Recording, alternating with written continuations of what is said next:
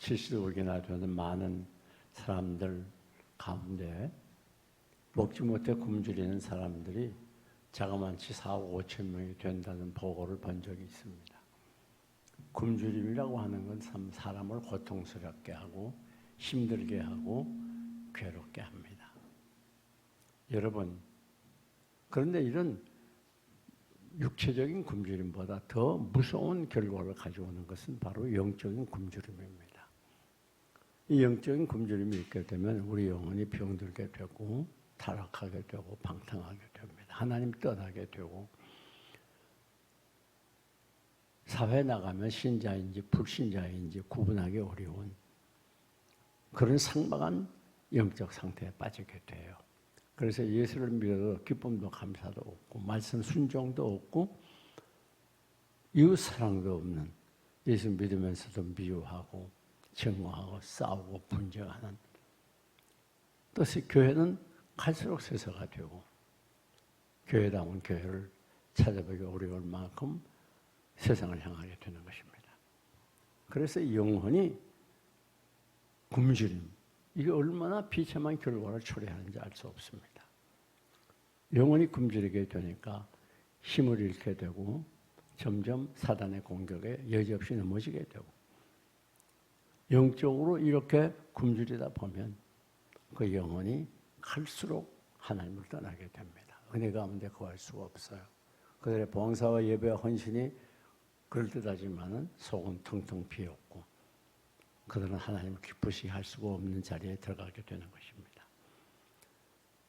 그래서 갈수록 교회들이 쇠퇴해지고 약해지게 되는 거예요. 영적인 굶주림이라는 것은 무엇인가 하면 바로 말씀의 굶주림이라고 아모스 선지자는 말합니다. 물이 없어 양식이 없어 기근이여 기갈이 아니라 말씀을 듣지 못한 기근이여 기갈이라고 말하고 있습니다. 그러나 오늘 이 시간에 말씀드리려고 하는 것은 또 다른 측면에서 기도하지 않는 것, 이게 바로 가장 심각한 영적인 굶주림을 가져오게 되는 것입니다. 여러분, 오늘 우리의 영혼은 이 기도함을 통해서 하나님의 은혜와 성령을 충만히 받아서 영적인 굶주림을 해가라고, 그리고 능력 있는 신자로 하나님을 기쁘시게 하는 신자로 바로 설 수가 있는 것입니다. 오늘 한국교회가 가장 극심한 비극이라고 하면 이런 기도의 굶주림이 계속되고 있다는 거예요. 과거에 한국교회는 기도를 많이 했습니다. 그래서 전국의 기도원마다 밤새껏 부르짖어 기도하는 기도 소리가 멈추지 않았어요. 또 각종 기도회가 많았습니다. 예를 들면 금요심야 같은 경우에도 지금은 고작해야 한 2시간 기도합니다. 그러나 과거에는 철야기도라고 그랬어요. 그래서 밤을 지새워서 기도합니다. 요즘처럼 이렇게 찬송하다 기도하다 그러진 않았어요. 그전에는 그저 기도만 계속했어요. 그리고 새벽이 되면 목사님이 새벽기도 시작합니다. 종을 치면 그때 일어나서 같이 새벽기도 드리고, 어떤 분은 그게 부족해서 새벽이 끝난 다음에 또 기도하러 돌아가는 거예요. 이 기도의 불이 활활 타올랐어요. 제가 고등학교 때에는 우리 신앙 친구들이 어느 친구집에 모여서 교제를 나누게 되면 먼저 기도회를 했어요. 그래서 합심 기도하고 은혜가 충만해서 그래서 친구 간에 믿음의 교제를 나누었습니다. 그런데 지금은 그런 기도의 열과 뜨거움을 볼 수가 없습니다. 교회도 힘있게 기도하는 교회가 없어요. 여러분, 이 기도하는 교회가 살아있는 교회고 기도하는 교회가 능력 있는 교회예요. 그런데 오늘날은 그렇게 기도하는 교회를 찾을래야 찾을 수가 없어요. 우리 교회에서 이렇게 열심히 기도를 배우고 기도하는 분들이 사정이 있어서 멀리 다른 곳에 가면 기도하는 교회를 찾기가 그렇게 어렵다는 겁니다. 기도에 힘이 없이 생명력이 없는 그런 기도들, 죽어있는 기도들, 그런 기도들을 하는 교회들이 얼마나 많은지 모릅니다. 한국교회가 앞으로 다시 과거에 일어났던 부흥운동이 일어나고 다시 살아나고 새로워지려면 잃어버린 기도를 찾고 기도의 굶주림에서 벗어나서 기도의 부여를 누리게 될 때 한국교회는 다시 회복이 가능한 것입니다. 그 외에는 다른 방법이 없어요. 오늘 본문을 보게 되면 한나라고 하는 여인이 등장하게 됩니다. 이 한나는 불행하게도 애를 낳지 못했습니다. 지금은 애를 못 낳아도 그저 그렇지만 과거에는 애를 못 낳으면, 특별히 사내아이를 못 낳으면 여자들이 대우를 받지 못했습니다. 우리나라도 아이 못 낳으면 출골약이라고 그래서 당연히 이혼의 조건이 됐던 때가 있었습니다. 더군다나 고대 이 엘가나의 집에 한나가 애를 못 낳는다고 하는 것은 얼마나 큰 비극인지 몰라요. 그 엘가나에게는 후 아내가 있었는데 한나와 버니나가 있었습니다. 한나는 번초고 버니나는 첩이었어요. 그런데 번초인 한나는 남편의 사랑을 많이 받았습니다. 그런데 아이를 낳지 못했어요. 버니나는 아이를 낳았어요. 그 버니나가 얼마나 번초를 천대하고 멸시하는지. 그러면 고통 때문에 견딜 수 없어가지고 식사도 하지 않습니다. 괴로워합니다. 오죽하게 되면 그 남편이 엘가나가 한나에게 말하기를, 야, 뭐 이렇게 먹지 않고 그렇게 힘들어하냐? 내가 10아내보다 낫지 아니하냐고 위로할 정도로 그렇게 괴로움이 극했습니다. 그래서 드디어 교회 나가서 기도하게 돼요. 기도하는데 이 제사장, 엘리 제사장이 뭐라고 말하는가 하면 술 취한 여자로 생각을 했어요. 그래가지고 그 포도주와 독주를 삼가 그렇게 술 먹고 취해서 교회 와서 그러면 되냐? 요즘 말로 번역하면 그렇다 그 말이에요. 그 얘기하니까 나는 술 취한 여자가 아닙니다. 나에게 만한 마음에 고통이 있어서 하나님께 내 마음을 통하는 것입니다라고 밝히게 됩니다. 여러분, 근데 오늘 그래서 결국 아들을 얻게 돼요. 이 한나의 기도가 얼마나 오늘 우리에게 주는 교훈이 큰 것을 한번 살펴보도록 하겠습니다. 한나의 기도의 특징은 그 첫째는 통곡하는 기도였어요. 오늘 본문 10절을 보니까 기도하고 통곡했다 그랬습니다. 이 통곡이라고 하는 것은 반드시 그 눈물이 포함이 되는 거예요. 통곡하는데 어떻게 눈물이 없겠습니까? 여러분, 이 눈물이라고 하는 거 굉장히 중요한 겁니다. 과거에는 눈물이 많았어요. 우리 교회도 보면 지금까지 이렇게 참 기적적으로 부흥에 오고 성전 건축한 이유가 그 눈물의 사람들이 많았기 때문에 그래요. 지금도 여러분 보면 가운데 티슈들이 쭉 나열이 있지 않습니까? 왜 그런가 하면 눈물 흘리는 사람들이 많아요. 어떤 분들은 들어오면서부터 끝날 때까지 울다 가는 분도 계세요. 그런 분들 종종 있습니다. 그래 눈물이라고 하는 건 우리 신앙의 척도로 할 수가 있어요. 우리가 은혜를 받을 때 눈물이 있는 거고 주님을 가까이 할 때 눈물이 있는 거예요. 주님이 멀어지면 눈물이 사라져버려요. 우리의 심령이 메마르면 눈물이 없어져요. 우리가 늘 눈물이 있을 때 그때 그것에 참다운 순수한 거룩한 기쁨이 있고 감사가 있습니다. 눈물이 있을 때 죄를 끊어버릴 힘이 나고 악한 습관을 끊어버리고 죄를 끊어버리게 되는 거예요. 눈물이라는 것은 우리를 살리는, 우리의 영혼을 살리는 것이 돼요. 눈물이라는 건 하나님을 가까이 하게 하는 힘입니다. 이거 벌써 내가 영적으로 병들고 죽어지게 되면 그 특징이 뭔가 눈물이 사라져요. 눈물이 메마르게 됩니다. 우리가 영적으로 살아있고 생동감이 넘치고 주님을 사랑하고 날마다 주님을 사모하고 가까이 가면 눈물이 흐르게 되어 있는 겁니다. 성경을 보게 되면 우리 예수님이 통곡한 기도의 모범자예요. 예수님이 십자가에 못 박히기 전 겟세마네 동산에 올라가셔서 땀방울이 핏방울이 되도록 통곡하면서 기도했다고 그랬어요. 결사적으로 하나님께 매달리는 기도죠. 이 눈물은 예수님께서 십자가를 잘 질 수 있는 그 눈물의 기도, 통곡하는 기도는 예수님께서 우리 인류를 대속하기 위해 십자가를 잘 지고 감당하고 남는 그런 은혜와 능력을 주신 거예요. 여러분, 우리 베드로 보게 되면 모든 다른 사람들이 다 주를 부인할지언정 나는 부인하지 않겠다고 호언장담하던 베드로입니다. 그런데 예수님을 저주하면서 3번씩 부인하게 돼요. 내가 달리고 울기 전에 나를 3번 부인하라는 말씀처럼 3번 주님을 부인하고 나니까 달리고 온단 말이에요. 그래서 예수님 말씀이 생각이 났습니다. 밖에 나가서 통곡하며 회개해요. 여러분 그 통곡의 기도, 그 눈물의 기도는 회개를 가져오게 되고 결국 예수님을 3번씩이나 저주하면서 부인했던 이 큰 죄를 범한 베드로가 주님을 위해서 큰 역사를 남기지 않습니까? 이게 눈물의 위력이에요.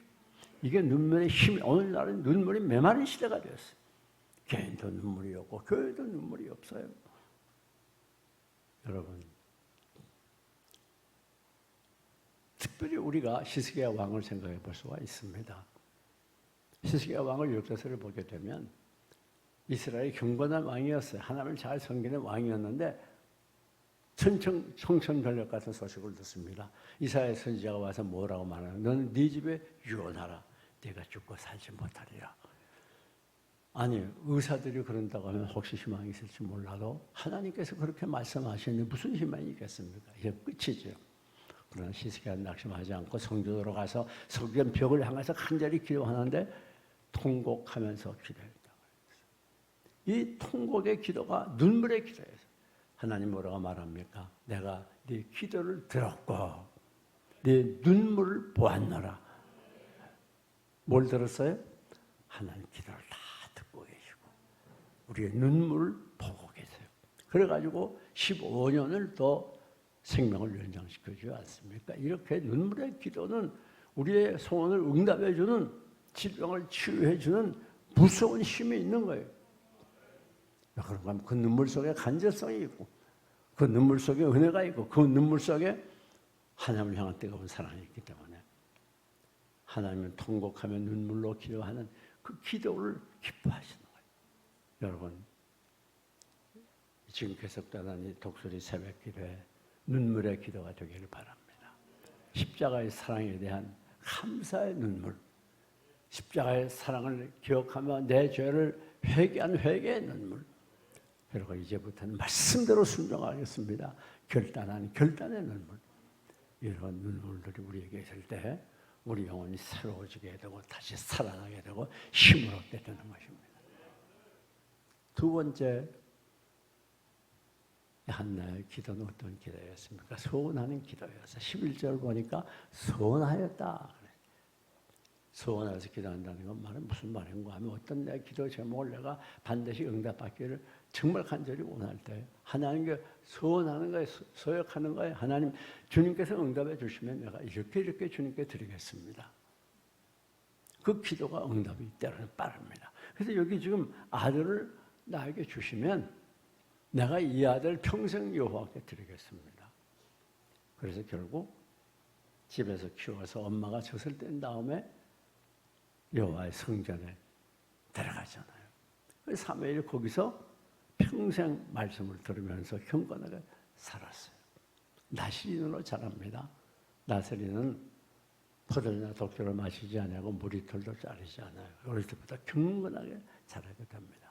400년 동안 하나님의 말씀이 희미해지고 하나님의 말씀을 떠나 방황하던 갈 길 몰라 하던 이스라엘 민족이 이제 어렸을 때부터 성전에서 자란 혜성같이 사무엘이 나타나서 이스라엘 민족의 갈 길을 알려주고 밝은 빛을 비춰주고 이스라엘 민족으로 하여금 다시 하나님께 돌아와 하나님을 섬기게 하는 믿음의 사람들로 변화시키지 않습니까?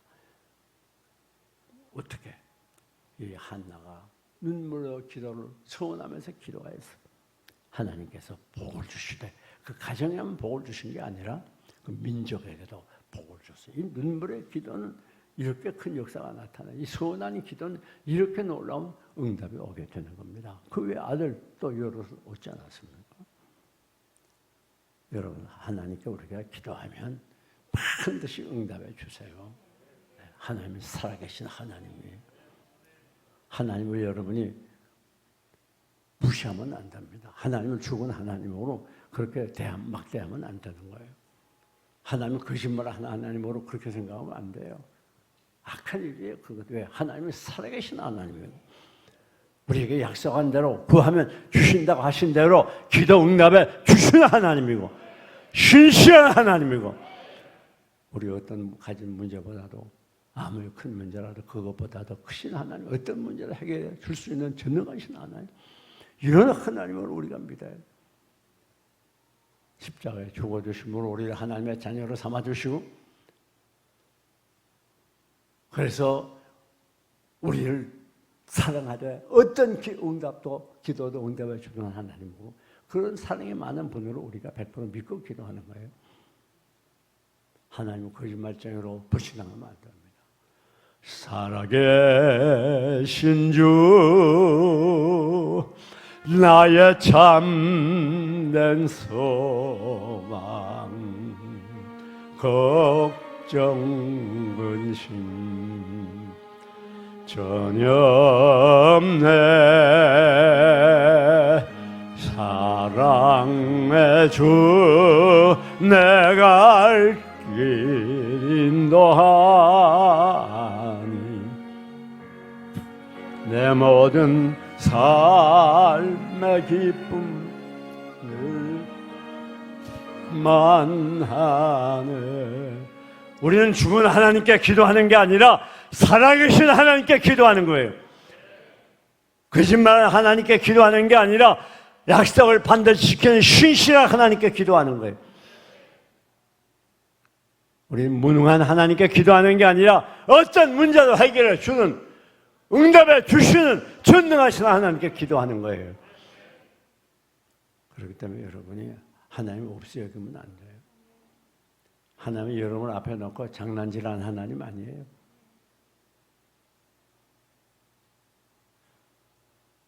뿐만 아니라 이 한나의 기도는 어떤 기도입니까? 겸손한 기도였어요. 여러분, 본문 11절 보니까 어떻게 합니까? 자, 기도하니까 이 대제사장이면 위에서 기도해주고 도와주고 이루어져야 되지 않겠습니까? 그런데 이 성경학자는 엘가나는 타락한 제사장이라 그렇게 말하고 있어요. 뭐라고 말하는 건, 너 포도주나 덕주를 삼가. 너 지금 취했구나. 그렇게 말하는 거예요. 얼마나 화가 납니까? 그것도 보통 사람이 얘기하는 게 아니라, 아니, 대제사장이 그렇게 말하니 얼마나 화가 나겠어요. 보통 같은 뻘떡 일어나서, 야, 네가 대제사장이야? 그러고 화를 내면서 나갈 마음도 하잖아요. 그런데 자기의 사정을 잘 얘기합니다. 나는 술 때문에 그런 게 아닙니다. 포도주나 독주를 마셔서 그런 게 아니고 내가 이런 사정이 있기 때문에 지금 하나님께 내 마음을 통하고 있는 겁니다. 하나님께 기도하고 있는 겁니다. 그렇게 말하는. 이건 무엇을 보여주는가 하면 이 한나는 겸손한 분이었던 것을 보여줍니다. 여러분 누구 하나님께 응답받을 수 있는 거 하면 겸손한 분이 응답받을 수가 있어요. 내가 얼마나 교만한가 겸손한가를 알 수 있는 가장 좋은 방법이 뭔가 하면 다른 사람이 나를 없이 여기는 발언을 하고 나를 무시할 때 그때 내가 어떻게 반응하는가 그걸 보면 대부분 알 수가 있어요. 교만한 사람일수록 다른 사람이 나를 없이 여기는 발언을 하고 왕따시키고 불이익을 주고 나를 발로 밟을 때 강하게 발언해요. 그러나 겸손한 사람일수록 제가 다 부족해서 그렇지요. 잘 받아들이고 수용하는 거예요. 여러분 우리가 성경을 보게 되면 기도에 모범자 한 사람이 나옵니다. 둘째 그럼 나무랄 만큼 모범적인 기도의 사람 가나안 여인입니다. 사랑하는 딸이 귀신이 들렸어요. 그래서 예수님께 나옵니다. 평소에 예수님은 인자하고 자비한 분으로 그렇게 알고 있었겠죠. 예수님께 나와서 간절히 고함을 치는 내 다윗의 자손 예수여 내 딸을 불쌍히 여겨주세요. 내 딸의 흉악이 귀신이 들렸습니다. 그러면 예수님이 당연히 와서 위로해주고 치료해 줘야 돼. 그게 아닙니다. 한 말씀도 대답 안 하는 거예요. 또 제자들은 뭐라고 말하는 거 하면 시끄러워요. 예수님 저 여자 저거 좀 내보내세요. 그렇게 말하는 거예요. 예? 어디 그뿐입니까? 그래도 이 여자가 더 가까이 예수님께 가니까 뭐라? 난 이스라엘 집에 잃어버린 양 외에는 보내심 받자. 너 같은 이방 여자 때문에 온 게 아니야. 넌 못 고쳐줘. 얼마나 화가 나요. 알겠으면 난 이방 여자니까 어쩔 수 없죠. 그러고 박차고 나갈 수 있잖아요. 그런데 주여 저를 도우소서. 더 예수님께 가까이 내가 있으니 뭐라고 말합니까? 자녀의 떡을 취하여 개들에게 주면 마땅치 않다. 그게 무슨 말? 너는 개야. 내가 개 같은 너희가 어떻게 은혜를 베풀고 내 소원을 들어주겠니? 이야, 해도 너무하잖아요. 그때 그렇게 사랑이 많다는 예수님이 어디 그럴 수 있습니까? 그러면 아무리 착한 여자도 자리에서 뻘떡 일어나서 한바탕 욕을 하고 뛰쳐나갈 거예요. 아니 만약에 여러분에게 개라고 그러면 어떡하겠어? 에? 얼마나 화가 나겠어요? 그렇게 개 취급을 받으면서도 이 가난한 여인이 뭐라고 말합니까? 따라합시다. 옳소이다. 옳소이다. 옳다고 말은 예, 제가 개입니다. 개들도 주인의 상에서 떨어진 부스러기를 먹습니다. 참이 놀라운 일이에요. 그러니까 예수님이 곧바로 뭐라고 하면 네 믿음이 크도다. 네 소원대로 되리라. 믿음 큰 것과 겸손한 건 밀접한 관계가 있어요. 누가 큰 믿음을 가질 수 있습니까? 겸손해야 돼요. 이번에도 우리 독서리 새벽기도를 하는데 이렇게 하나님께서 걸어간 뜻과 선미가 계셔서 특별 새벽기도를 열게 되고 또 우리 한국 이 정치 사회 여러 가지 면이나 경제 면이나 특별히 기독교를 볼 때 또 내 자신을 볼 때 기도하지 않고는 안 되는 그런 지금 위험한 상황이 있습니다. 그럴 때 우리가 순종하는 마음으로 바쁘다 피곤하다 핑계대지 않고 열심히 나와서 하나님께 기도하는 겸손이 있어야 되겠단 말이에요. 네? 우리가 전적으로 하나님께 엎드려 겸손하게 기도할 때 그것에 반드시 응답이 있습니다. 네 소원대로 되리라. 소원 성취의 응답이 있다고 말이에요. 교만하게 되면 하나님이 멀리해요. 은혜를 주지 않는다고 그랬어요. 더 겸손하게 더 낮아지고 더 하나님만 전적으로 의지하고 난 하나님 없이는 살 수 없습니다.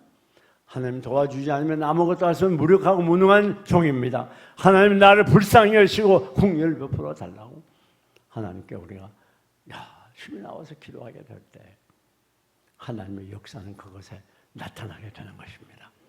하나님 우리를 속이는 분이 아니 반드시 약속을 지켜주는 분입니다.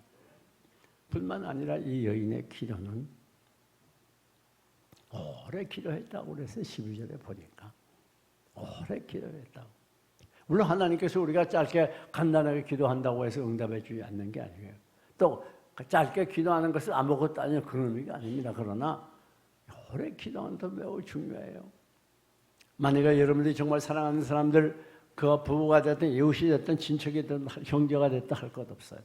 만나게 되면 오래 얘기하면 좋아하잖아요. 오래 할 말이 많잖아요. 사랑하는 사람에게는.